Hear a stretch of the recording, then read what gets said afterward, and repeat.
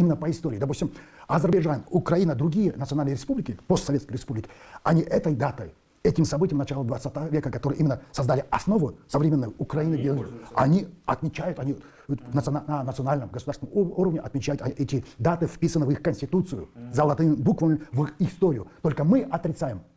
Есть, знаете, великолепное выражение Халил Дусмухамедуллы, член Алашада, который сказал, что собака, увидев свое отражение в зеркале, не узнает свое отражение и начинает гавкать. Так вот, мы напоминаем, современный казах напоминает именно ту собаку, которую не знает свою историю и начинает гавкать на свою историю. За 300 года мы так и не написали нашу подлинную историю. Более того, сейчас по поручению президента Тукаева, скажем, составляется 7 томов, уже, скажем так, новой, 7-томной истории Казахстана.